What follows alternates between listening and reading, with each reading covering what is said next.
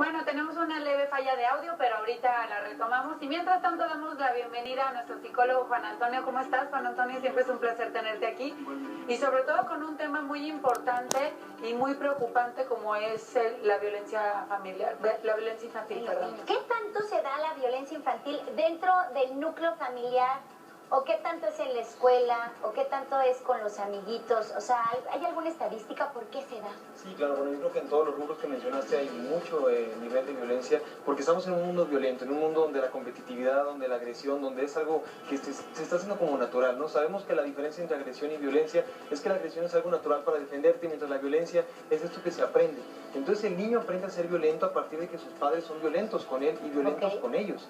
Es decir, la violencia no solamente puede ser física, sino pues existe violencia psicológica, el famoso bullying familiar, es que tú no puedes, es que tú eres muy gordo, es que tú eres muy malo en la escuela, y entonces el niño comienza a crear la historia que los demás cuentan de él, y por lo tanto será un niño violentado y violento, porque la persona violenta generalmente fue violentada anteriormente.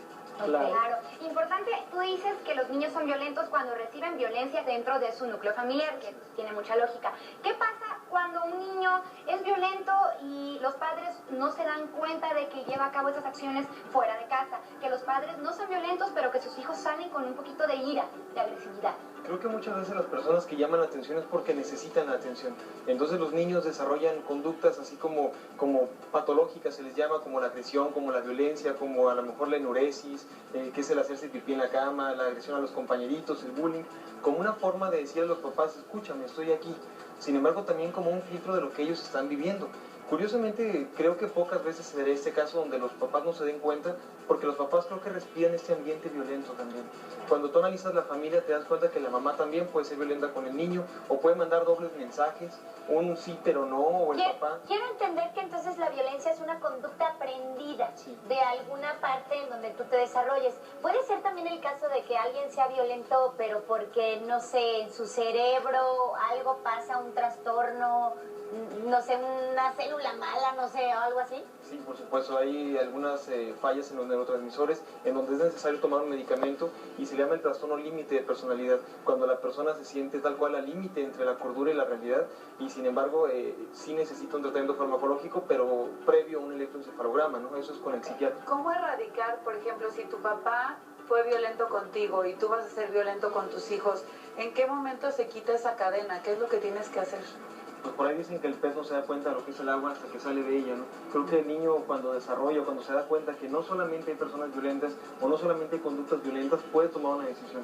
Y hasta que estás consciente de lo que te pasa, puedes decidir seguir con ello o a lo mejor extinguir la conducta. ¿Cuántas veces no nos pasa que hasta que nosotros nos casamos, hasta que nosotros tenemos otro grupo de amigos, nos dicen, es que eres muy malgenioso, eres muy agresivo? Oye, nadie me había dicho eso, porque a lo mejor alguien más, esa alteridad del otro, me ayuda a darme cuenta de lo mío. Creo que tú puedes tomar la decisión hasta que haces consciente el problema. Porque las estadísticas van en aumento, ¿no? Y es lamentable. Así es. Lo que es una realidad es que actualmente lo que veíamos es que la mayoría de los delincuentes sufrieron algún abuso sexual, físico o emocional. ¿Cómo podemos tratar eso con nuestros hijos? Creo que es importante no mandar dobles mensajes, es decir, si yo le estoy dando una educación teórica hay que hacer la práctica también, porque muchas veces es, no quiero que seas violento, no quiero que te pelees en la escuela, pero yo sí te golpeo, y yo sí te agredo, y yo sí soy grosero contigo. Entonces es como un doble mensaje, una paradoja, algo que se entiende pero no se entiende a la vez. La congruencia familiar es lo más importante, y si ya hay algún caso de incongruencia familiar, me parecería también básico pues tratarlo en una terapia familiar, ¿no? Claro. ¿Qué te parece, Juan, si nos acompañas a ver esta nota sobre la violencia infantil? Ahorita regresamos a platicar contigo. ¿Sí? A pesar de tener a su padre y a su madre, Cristian fue abandonado. Sus padres se divorciaron, cada uno se volvió a casar y a tener hijos. Ninguno quiso quedarse con Cristian. Cuando sea grande, quiere ser militar. ¿Qué te gusta de los militares? Sus pistolas. Cristian fue suspendido 4 días de su escuela. Fue acusado de bullying o acoso escolar. Yo me molesto. Le quito los lápices, la goma, me saca así los materiales. Según especialistas, en niños como Cristian, el bullying puede ser un mecanismo de defensa para rechazar el abandono que han vivido. Que estos niños no son huérfanos, son más bien los huérfanos del presente.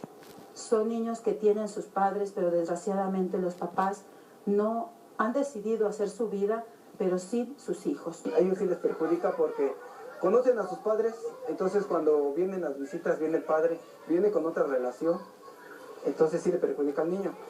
Cuando viene la madre, de igual manera, viene con otra relación, entonces sí les perjudica, porque el niño lo que quiere ver es a los dos juntos. De acuerdo con la PGR, 1 de cada 6 niños se suicida en México por bullying. Juan Antonio, pues ahí tenemos las cifras alarmantes, ¿no? Y lo que está sucediendo. Finalmente, 3 tips que nos puedas dar para erradicar la violencia desde nuestros hogares, porque es de donde está el núcleo de la familia, ¿no? Claro, lo primero es no abandonar a tus hijos. Creo que el abandono es lo acabamos de ver, una de las causas más importantes de violencia, donde es una violencia implícita, no se ve, sin embargo se siente. La segunda sería importante que tuviéramos una unión familiar, una comunicación asertiva, que por ahí vamos a ver el tema también. Es importante que nosotros nos desarrollemos asertivamente con los hijos y no mandemos dobles mensajes. Y en tercer lugar, la congruencia en la familia. Si yo quiero que mis hijos no sean violentos, es importante yo no ser violento con mi núcleo familiar tampoco. Ser coherente, ¿no? Como siempre andar pregonando el ejemplo es lo Es mejor, fácil ¿no? hablar, pero Claro. hacerlo no. Exacto. Muchas veces es ahí donde erramos como padres, ¿no? Claro. Dando el ejemplo, Juan Antonio, Muchas muchas gracias. gracias por Gracias, estar Juan. aquí. Les recordamos que mañana también vas a estar aquí con nosotros para que no se pierdan Hola Jalisco. Bueno, mañana desde el Ejército Infantil. Desde el Ejército de Para que Salvación. toda la gente conozca. Algunos casos podría ser también ahí algo de violencia, podría haber, y mañana podemos hasta inclusive tocar un poquito el tema. Pero bueno, vamos a ver esta nota previa que les vamos a presentar antes de que llegue nuestro abogado.